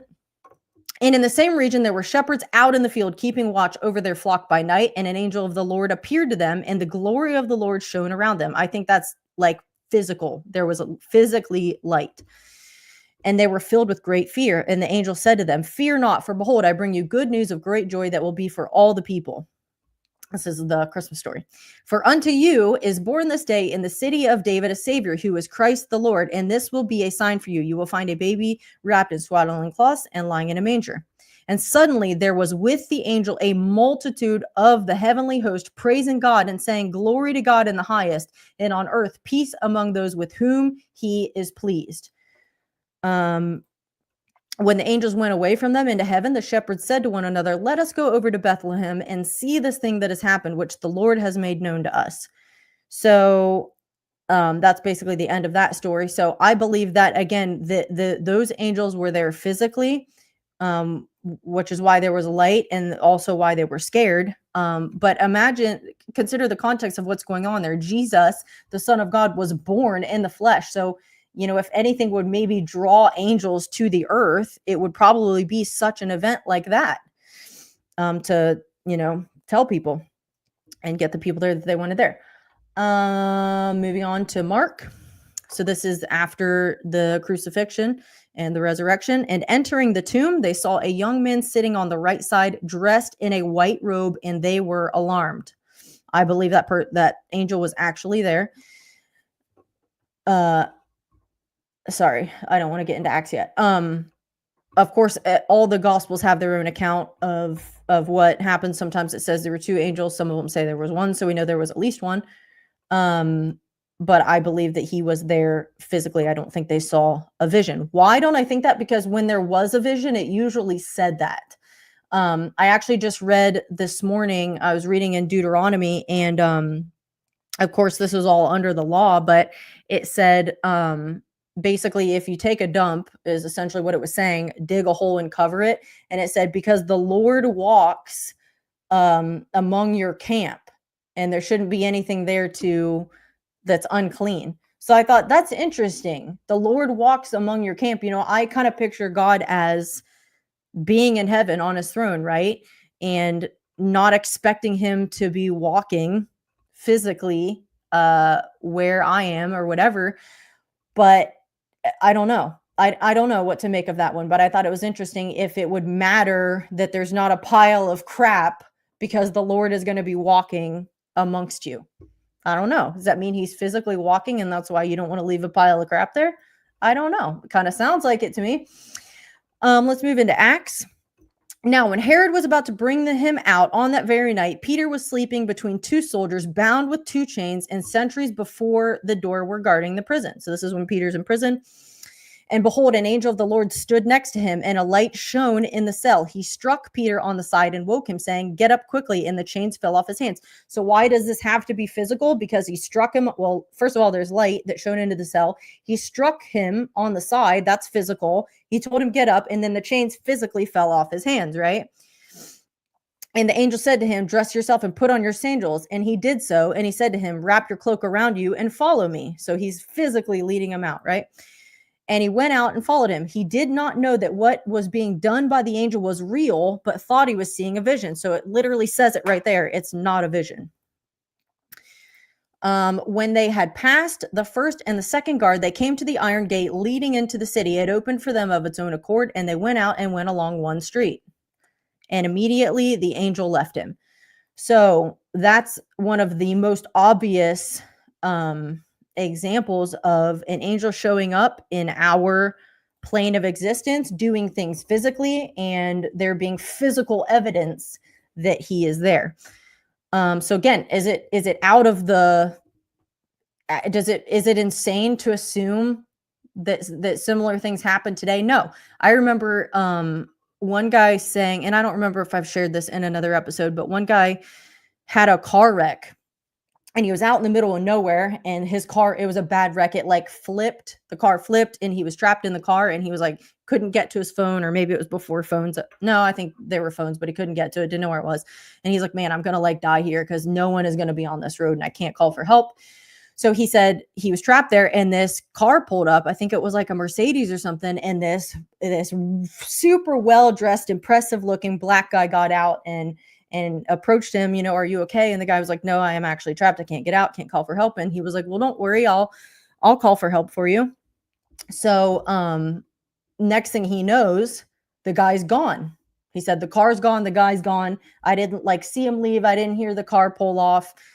I don't know what happened. He was there. He showed up. Everything about him felt nice, and then all of a sudden he's gone. And then sure enough, within 10 minutes or so, he hears sirens, and here comes an ambulance to help him. So he said, now that I look back on that experience, he said, I think that was an angel. I really do.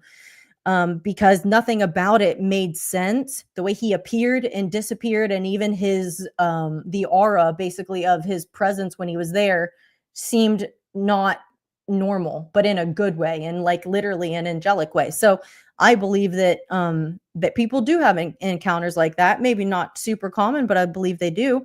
And one of the things that actually the Bible tells us that happens, this, I was going to save this for last, but I'll read it now. This is from Hebrews, New Testament. Whoever the author is of Hebrews, maybe the Apostle Paul, most likely, but I don't know for sure. He wrote, do not neglect to show hospitality to strangers, for thereby some have entertained angels unawares. So basically that tells us angels will show up. That's why you want to show hospitality and be kind to people. So I think that probably was an example of that. Let's go back into the Old Testament real quick. But God's anger was kindled because he went. Wait a minute. Yeah. Okay. This is Balaam. This is the story of Balaam and his donkey. So God's anger was kindled because he went, and the angel of the Lord took his stand in the way as his adversary. Now he was riding on the donkey, and his two servants were with him. So the angel, I believe, is there physically. And the donkey saw the angel of the Lord standing in the road with a drawn sword in his hand. And the donkey turned aside out of the road and went into the field. So she's like, nah, I don't want to be around that. I'm going to get cut in half. Then the angel of the Lord stood in a narrow path between the vineyards with a wall on either side. And when the donkey saw the angel of the Lord, she pushed against the wall and pressed Balaam's foot against the wall. So he struck her again. Then the angel of the Lord went ahead and stood in a narrow place where there was no way to turn either to the right or to the left. When the donkey saw the angel of the Lord, she lay down under Balaam, and Balaam's anger was kindled, and he struck the donkey with a staff. Poor donkeys get beaten. Then the Lord opened the mouth of the donkey, and she said to Balaam, what have I done to you that you have struck me these 3 times? And Balaam said to the donkey, because you've made a fool of me. I wish I had a sword in my hand, for then I would kill you. And the donkey said to Balaam, am I not your donkey on which you've ridden all your life long to this day? Is it my habit to treat you this way? And he said, no. Then the Lord opened the eyes of Balaam, and he saw the angel of the Lord standing in the way with his drawn sword in his hand, and he bowed down and fell on his face. And the angel of the Lord said to him, why have you struck your donkey these 3 times? Behold, I have come out to oppose you because your way is perverse before me. And the donkey saw me and turned aside before me these 3 times. If she had not turned aside from me, surely just now I would have killed you and let her live. So again, the angel was there physically, but Balaam couldn't see it until his eyes were opened. And that's obviously a holy angel of the Lord, not a demonic spirit. But it reminds me of another story, a guy, an interview I was listening to. This was like maybe 2 years ago.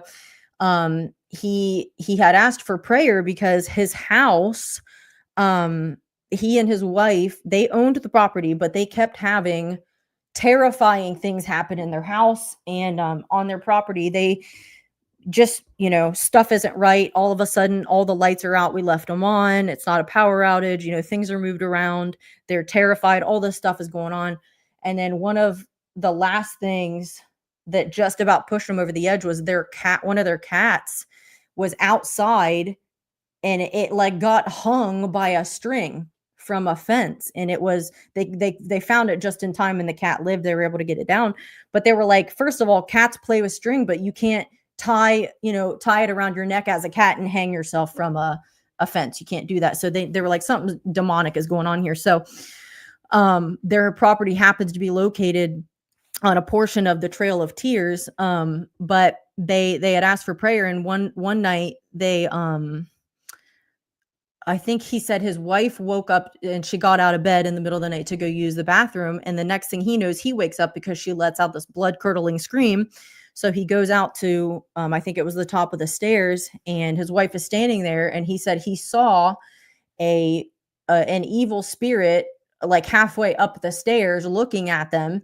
And he said it, to describe it, it was just dark and it was just evil. And he said, what I do remember about it is it had a massive head, like way too big for his body, almost like a beach ball of a head. And so I don't, he was a Christian, so I'm sure he started to rebuke it in Jesus' name and whatnot. And then I think it turned around and left, but they still had problems in their house after that. And so last I heard, he was still asking for prayer. So I don't know what happened, if they actually got their house cleaned up or if they ended up having to sell it and move. I really don't know, but I actually remember praying for him because I listened to the interview right after it came out. So that's an example of something that you would think would stay in the spirit realm, and here you can see it physically.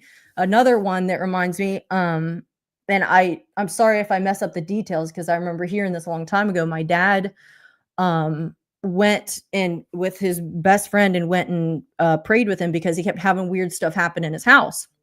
Like stuff's moved around. Like I know I left that door open and shut, whatever, just stuff like, and then there was one final straw. Something happened that was like, he was like, all right, something's wrong. So then I think if I remember right, my dad said they talked to the elders at the church he went to, and they were like, well, there's got to be a demon in that house. So why don't you go through every room of the house, command anything unclean to leave in Jesus' name, and should be problem solved. So they went through the whole house. And if I remember correctly, my dad said he sat down after they went through the house, and I think he sat on a couch or something that had maybe a window behind him, and then the porch was right outside the window. And he heard footsteps on the porch, like leaving the house. So he, looked out the window and there was nothing there, but he's like, I heard something leave. So if I have the details right, that's another example of something that maybe you can't see physically, but it is there physically, and there's some manifestation of it physically. It's the same with I'm not going to mention names, but someone I knew that was having like demonic dreams, and she had physical marks on her body, which I don't think you're doing that to yourself. You are absolutely insane, and you definitely need prayer for something if you're going to scratch a pentagram into your skin. So I believe that she was being, attacked by an evil spirit, and you may not be able to see it physically, but there was physical evidence of it on her body. So to act like the spirit realm and the physical realm have no contact with each other is not the case. We just read through a ton of different verses to show you that. So, it happens, and it happens in good ways sometimes when angels show up and we entertain them unawares, like that one verse we read. Oftentimes though, it's not good. And the devil he's obviously obsessed with us because we are, we took his place when it comes to praising and worshiping the Lord. We are what the Lord loves. We are his, the object of his affection, and the devil hates that. And so he hates us, which is why he opposes us as best he can. But he also shows up and does things if you're a Christian, he's not even allowed, to do the things that he does, but he didn't play by the rules. As long as you don't know, it's like playing a card game with someone or something like that.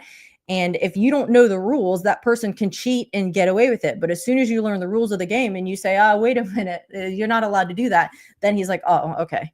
That's when it stops. So that's why when the Bible says, for a lack of knowledge, my people perish, that's why it's so important for you to know what your authority is if you're in Christ. And if you don't know, read the Bible until you do know.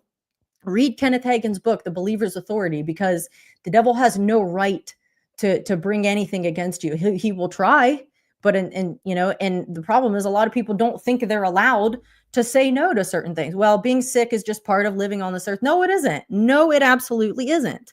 You have all authority to put a stop to that. But the thing is, people don't know that, or they don't believe it. Maybe that worked for one person back in the day, but it's not for today. Well, then he'll continue to oppress you and bring things against you that he's not allowed to bring against you because you won't put a stop to it, because it's up to you. Anyway, I want to share a testimony that I thought was awesome. Somebody sent this to my pastor. I think it's maybe two different ones. So first I'm going to read this first one. So this girl said, I was in your meeting last night in Radcliffe. This is in Kentucky, and he's still there. She said, my husband and my brother came with me. My brother would watch the Sunday morning broadcast. Your program is aired right before that. So he started watching you there. Since then, he has started watching you all the time on YouTube, and his wife watches Dallas sometimes. While dancing during worship, I realized the last time I danced with my brother was over 30 years ago in a club. When we got in our vehicle to leave last night, he said, what a great night. I just wanted to thank you for your faithfulness and boldness to the calling of God in your life. Dallas and you have blessed me personally so much. My brother and I grew up seeing our dad about 2 times per year, and our mother was abusive. I started drinking when I was 5 years old. Okay.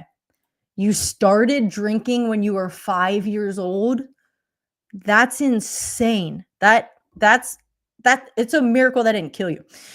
I have been arrested a couple times and way too many other crazy things that don't matter anymore. We talked on the way home about how we'll finish. So that's just heartwarming to see someone whose life was changed. Why? Because they got plugged into church, started listening to preaching. It will change things 100%. Let me play this video though, because I think this is a different testimony. Let me pull this up. Miracle working God. You'll read this. So I was told at my 20-week ultrasound that my daughter's jaw was underdeveloped and deformed, and they weren't quite sure why yet. From different kinds of syndromes to chromosome abnormalities, they weren't sure. I got that news on Valentine's Day. We started speaking healing scriptures over her. I can't see what's that. He's already done my life. I asked the Lord for confirmation. I asked him that I would know beyond a shadow of a doubt that she was not only healed, but made whole if Pastor Adalis laid hands on me. Sunday morning, Pastor Adalis laid hands on me, and I felt the fire of God touch my body and just began to cry because I knew at that moment she was healed and made whole.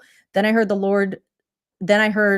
assumed the Lord say, I heard you. And then I cried some more because I knew he heard me. The following Tuesday, I went to my ultrasound appointment. And the nurse came back in after the doctors reviewed the photos, and they can't find anything wrong with her. And her jaw is perfectly normal. Hallelujah. That's my God. For I'm the Lord God who heals you. Exodus 15:26. You can see the difference in her face. My God still heals. So watch. My God is a wonder. My God is a miracle. He's a miracle working God. Yeah. No weapon formed against you shall ever prosper. Yeah. No weapon formed against you shall ever prosper. No weapon formed against you shall ever prosper. Yeah, he's a miracle working God. Advertisements, basically. If you want to be able to see it a little bit longer. So yeah, you can see the development in the jaw was not right in the before picture, and then after it looks normal. So praise God. You know, when people say miracles aren't for today, I'm like, you're not hanging around the wrong people, because you'll hear about them constantly, and you'll even have your own to tell about if you get in the right circles of people. That's the importance of sharing your testimony, because people, have a hard time sometimes wrapping their head around that if they haven't seen anything in their own life, or they don't know anybody personally it's happened to. I know plenty of people personally who have had a miracle either in their life or in the life of someone very close to them. So, again, it's as exciting as it is to hear new ones. It's no surprise, because God is a healer, and he's been a healer from the beginning. He healed people in the Old Testament. He healed people in the New Testament. Hebrews, I think it's 8:6 says we have a better covenant established on better promises. So if you got to be healed under an older, worse covenant, then if you have a new, better covenant and you don't get healing, then it's not a better covenant, and God's a liar, which we know he's not. So healing is absolutely for today, but it's up to us. Again, for a lack of knowledge, my people perish. So when people don't know that, they put up with being sick and not having miracles. And that's not something I plan to do in my life, because I don't want it. I wanted to pop this up. If you knew what was on the other side of your obedience, you'd never hesitate again. That is so true. I love that, which is why I wanted to share it. Last thing I'm going to read, and then I'll play a couple videos. I saw this and wanted to share it. You can never please a religious spirit. I've said this hundreds of times and I'll say it again. In all my travels throughout the world, I've encountered all kinds of evil, deceptive spirits, but I've never seen a meaner, more vicious spirit than the spirit of religion. It disguises itself so that you think you are serving God. Its nature is wicked, spiteful, jealous, and malicious. It is a murdering spirit with a nice camouflage. It demands horrific works that eventually send people into sin, error, or the grave. It was one of the spirits behind the betrayal of Jesus. You'll never appease it, nor will you ever please God through it. Today in our society, religious spirits don't openly burn people at the stake or martyr them like the Catholic Church once did. However, some acts of terrorism have a religious spirit connected to them. A common way a religious spirit tries to murder someone is by assassinating that person's reputation with gossip. We need to recognize the strategies of a religious spirit. Too quickly, we run from a minister who is gossiped about. When we hear slanderous things, we need to recognize the possibility of persecution behind them and ask, what did this person do right to be so attacked? Our mindset has been lulled by that religious spirit, making us want to run from the person being slandered instead of finding the truth and joining with them to bring about divine change in the earth. Our mindset must be awakened and changed. So I agree. And it's funny because a religious spirit does seem to be one of the most difficult ones to deal with because whoever has it assumes they're doing everything right because they're religious, right? I know the word. I know X, Y, and Z. I've been in church all my life. I blah, blah, blah, blah, blah. So it's very hard to reason with a person like that. But it's funny because every Christian, when you read the Bible, you would agree the Pharisees were idiots, and yet religious people are exactly the same way today. They have a Pharisee spirit that's never gone away, right? There are 6 days of the week to be healed. Come then those days, not on the Sabbath. Like, do you hear yourself? You're literally telling the person to stay sick when the person they're trying to get to is going to heal them, and you're upset it's the Sabbath because you think it's going to violate the man-made tradition that you have, because you can't recognize the presence of God is here to change people, and you're so uptight about your religious traditions. I can't stand a religious person. I can't stand it. I've seen it. I have gotten better. So there for a while, there's certain Christian accounts I follow on Instagram, and I should just unfollow them, but I would read through the comments and get so angry. It was kind of like a holy anger, but I can't stand, because you can tell reading the comments who is a religious person who has a religious spirit, because some of the stuff they would say. And I thought so this actually was my verse. Like all of last year, there was one verse that kept coming up in my spirit, and it was zeal for your house has consumed me, which is the same verse when Jesus braided a whip and drove people out of the temple and was flipping tables. Is how I felt when I would be reading these religious comments, people blaspheming the Holy Spirit, blaspheming things they don't understand, like 2 Peter talks about, all in the name of believing they know everything because they're religious. And I cannot stand it.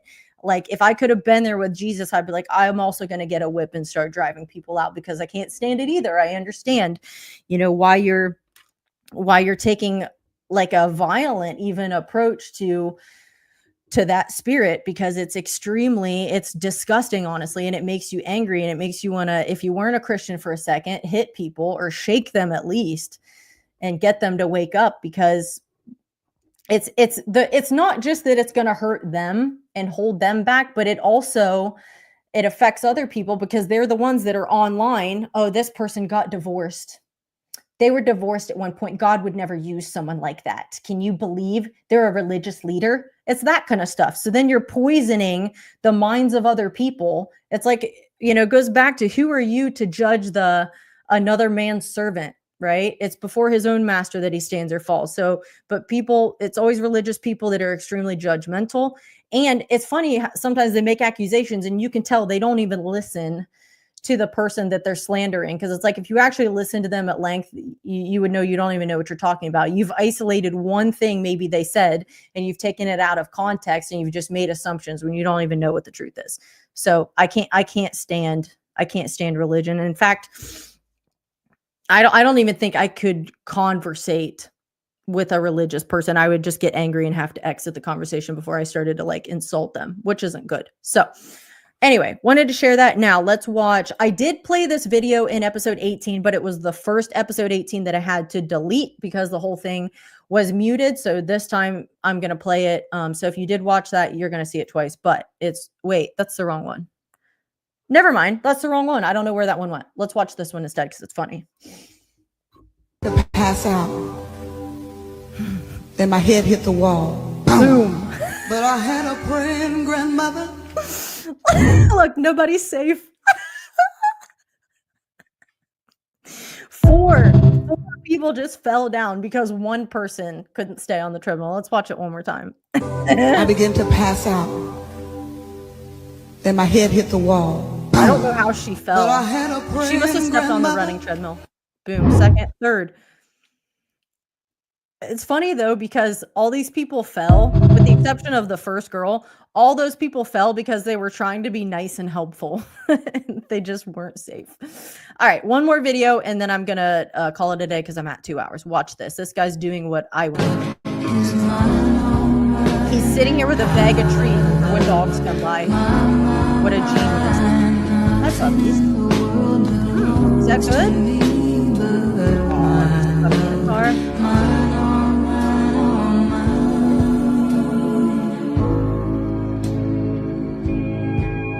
Genius.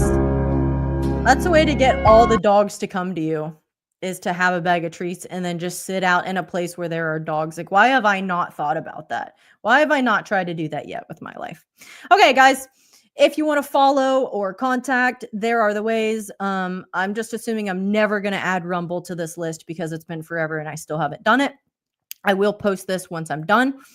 And there are the ways to donate if you want to make a donation of any kind. Again, if you have a business and you'd like to be a sponsor, send me a message and we'll work it out.